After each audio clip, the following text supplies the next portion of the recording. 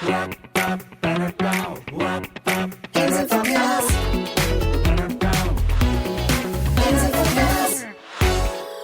and welcome to Ames in Focus, the podcast that brings you closer to the people and programs that make our community thrive. I'm Bill Gebhart with Communications and Outreach at the City of Ames. With warmer weather here, it's the perfect time to get outside and enjoy everything our parks have to offer. From trails and green spaces to some exciting updates across the parks, there's lots happening this spring and summer. Joining us today is Joshua Thompson, Parks Superintendent with Ames Parks and Recreation. Joshua, welcome to Ames in Focus. Bill, thank you so much for having me on. Absolutely. So let's get started by getting to know you a little bit. I know our residents know you quite well, but can you tell us a little bit about your background and what led you to your role as the Park Superintendent here in Ames? Yeah, I grew up in a little town west of here called Jefferson. Went to school here, went to Iowa State, graduated with a degree in horticulture with an emphasis in turf grass management. My goal at that time was to be a golf course superintendent. I really love playing golf. And being a golf course superintendent is the wrong position to be in if you want to play a lot of golf, because by the time you're done working and those types of things, you're like, man, I don't really want to play golf. I don't want to see this place anymore. But that was my goal. I did that for a few years, got out of it for a couple, and then in 2008, I was hired by the city to run Homewood Golf Course. I was the golf course manager at that time. So basically, supervised the staff and took care of all the upkeep in regards to the golf course. Really, really fun time in my life.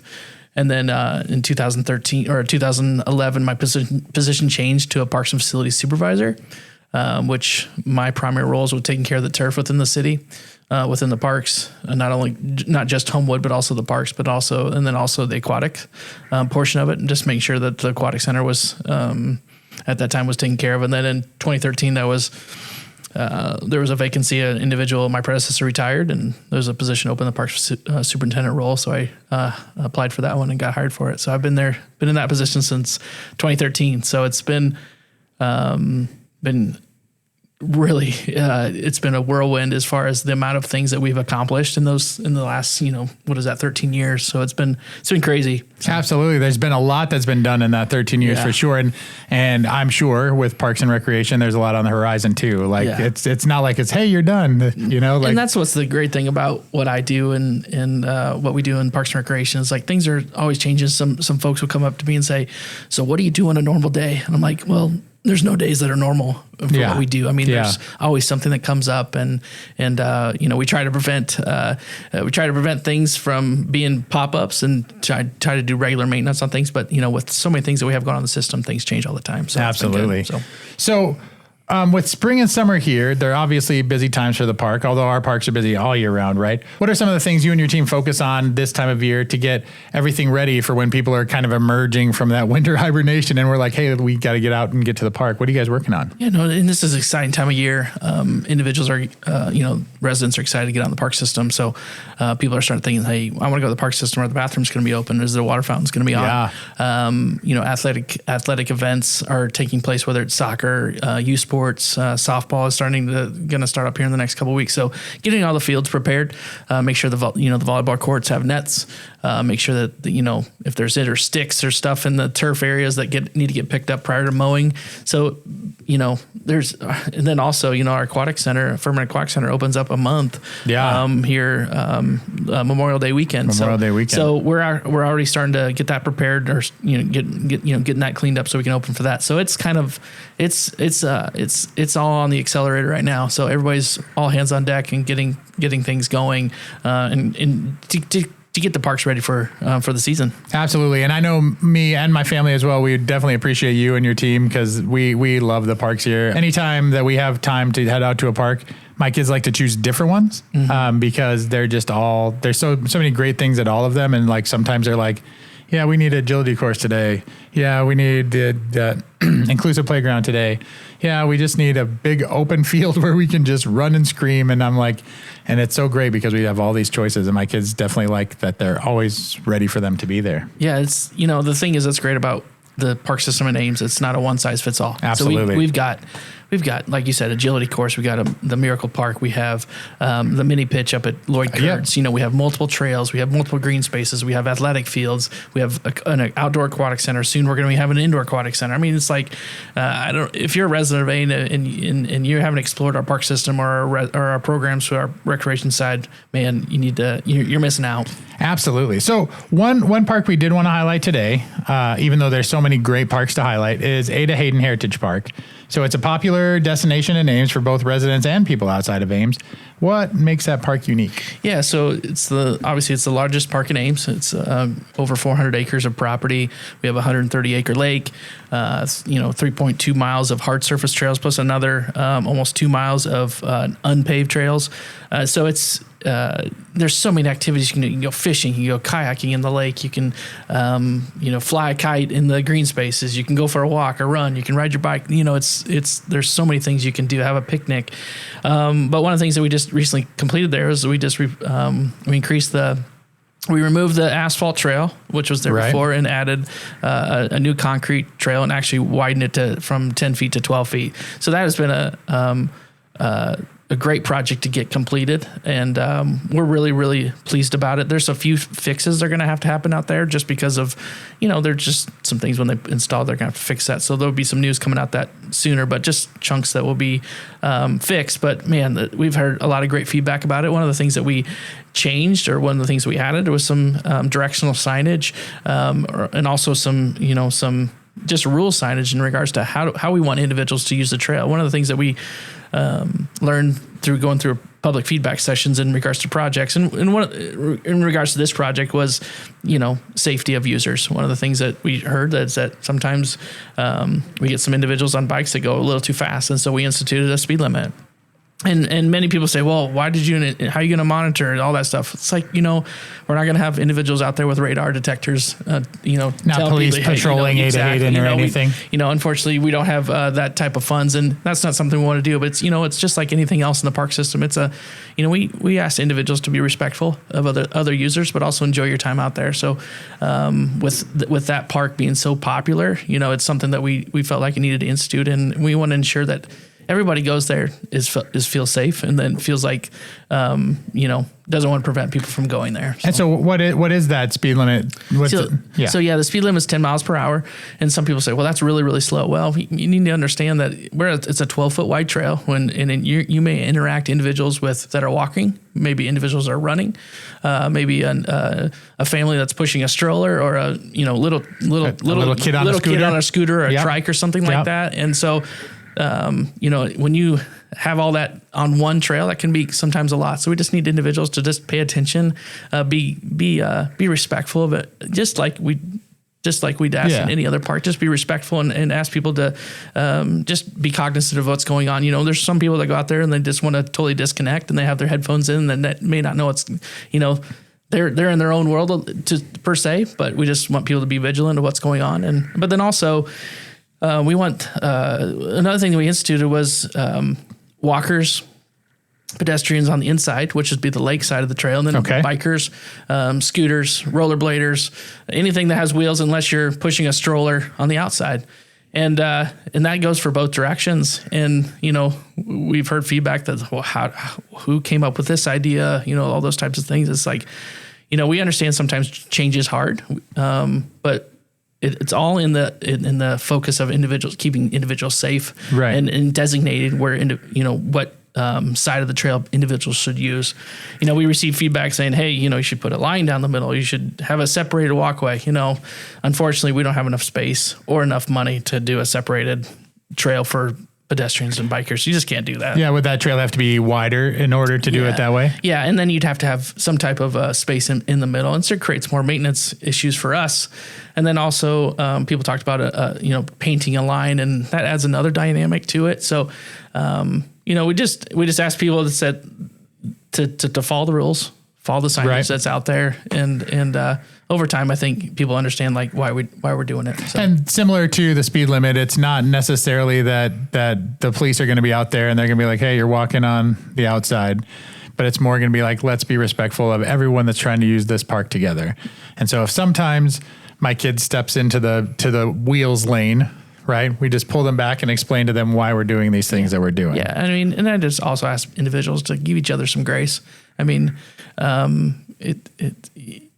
we're doing our best to ensure that people, like I said, we're doing our best to ensure people are being safe. But we ask individuals that are out there doing it, using the trail, just take it easy, have fun. It's a park. Let's have a blast. Let's have a blast and enjoy what we're doing out there. And then you said that it's feet to the inside and wheels to the outside, which is a little bit different than maybe some people have heard where it's always stay to your right. Correct. We're not necessarily doing it that way because the trail does go both ways. You can go either direction when you're at Ada Hayden. Yeah. And so that way walkers are potentially passing each other on that inside of the trail, that lake side of the trail, and the bikers are passing each other on the outside of the trail. That is correct. And, we did talk about, making the trail one way, but, we didn't want to create that so rigid on that aspect and, take away a lot of the flexibility of what individuals want to do when they're out in the park. And that's another sign and that's another rule if we're making it one way. And also I think with the figure 8 layout of the paved trail anyway, having especially that part in the middle of that figure 8 layout would be really difficult to be like, you're only going this one direction. Exactly. Trying to figure that out. So you mentioned it a little bit before, but why these rules were put in place. Obviously they're put in place for safety. So what should people understand about sharing the trail as they go? It's like I said, be courteous. Take your time. There's, it's a park. If you want to run, if you want to ride your bike, just follow the rules. But be cognizant of the other users. We want people to, do whatever they want to in regards to listening to music and those types of things. But people just do need to be aware of what's going on around them. Can't completely zone out. Exactly. Right. So. Yeah, no, I think that's good to be respectful of people in that way. So beyond Ada Hayden, what else are you excited about across the park system this spring and summer? Yeah, and we're installing a new playground up at Parkview Park, which is north of 24th and in Hayes. So the Parkview neighborhood is going to be getting a new park here starting the end of April. Eventually, we're going to get the Daily Park splash pad going. We're working with the state of Iowa on getting the application approved for construction. There's been a little bit of construction work already taking place on there. Some of the underground utilities are in place, but looking forward to getting that constructed and completed so individuals can use that. Eventually, the downtown plaza is going to open, hopefully sometime this summer, which is going to be really great. But then, some of the things that we finished up at the end, finished up last year, the mini pitch was, I think we did the dedication in the fall. The agility course was mid to late summer. There's a lot of new amenities out there, and plus a lot of the other stuff that we have going on. I think we installed 6 new playgrounds last year. One was in Baker Subdivision Park, which is the old Ames Middle School site off of State Avenue. Christopherson Park has a new playground. Patio Homes West Park. People are like, "Where's Patio Homes West?" It's West Ontario up on Idaho Circle. So it's a little pocket park. It's a little neighborhood park back there. Brand new playground structure. It's got a cool slide, really tall slide. So, if they have questions, reach out to us. Where's the new playgrounds going?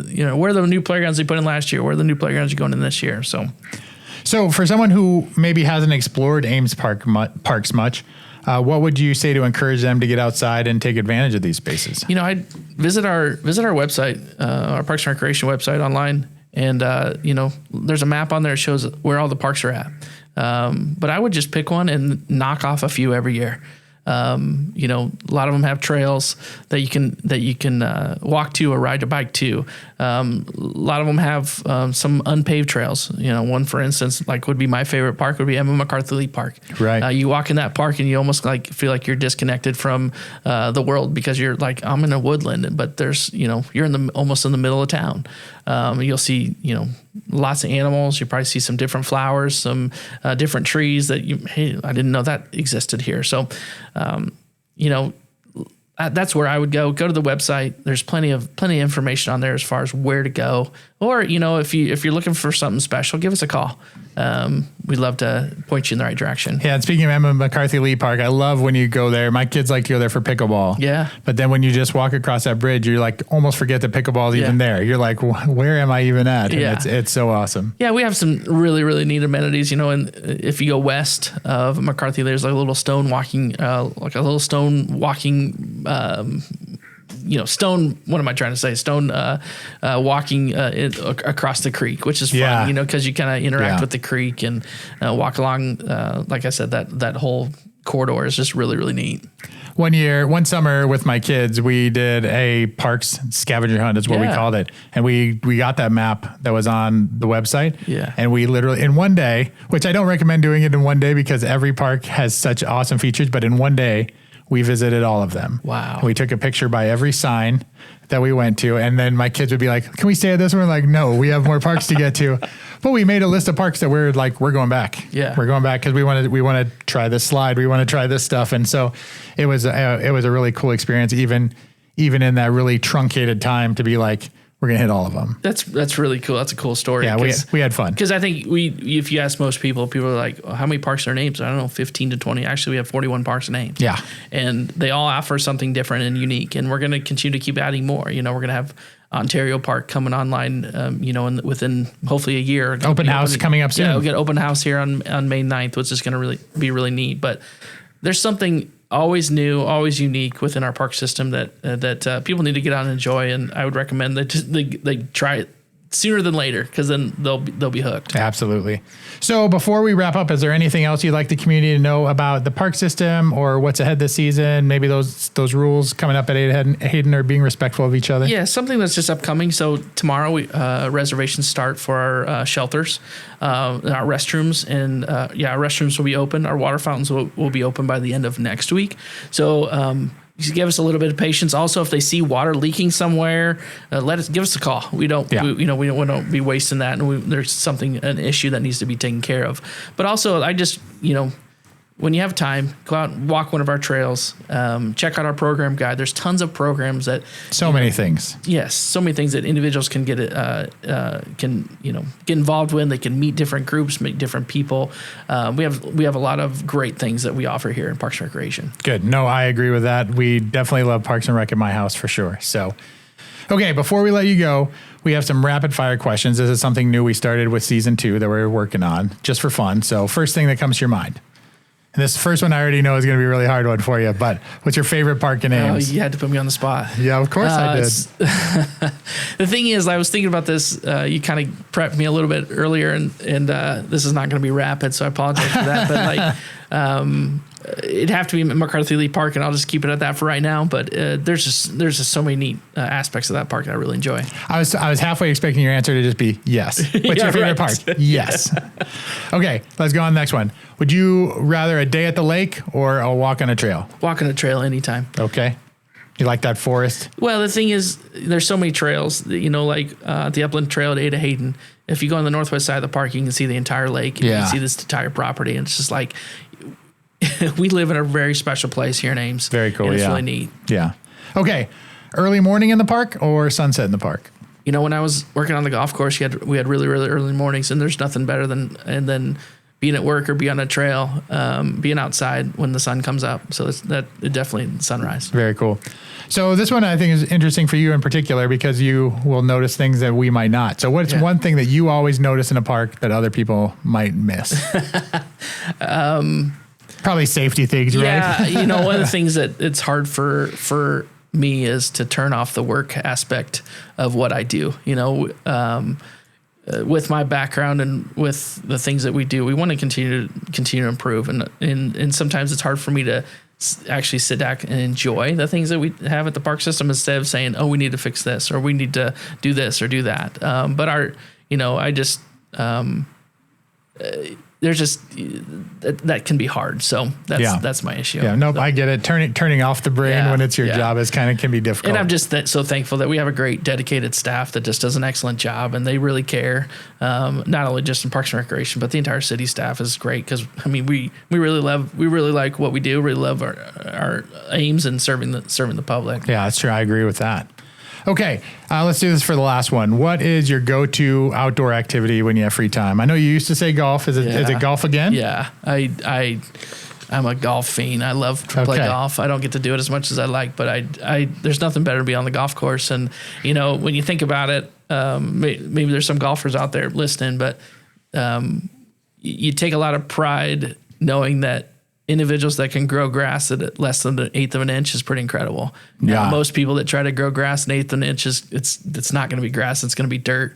But we have a nice Homewood golf course that offers that, and the course is in great shape. So, Absolutely. So go check it out.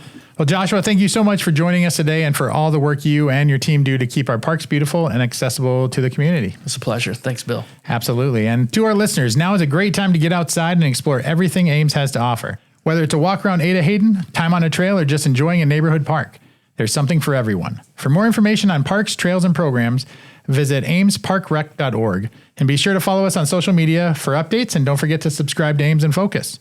Thanks for listening, and we'll see you next time.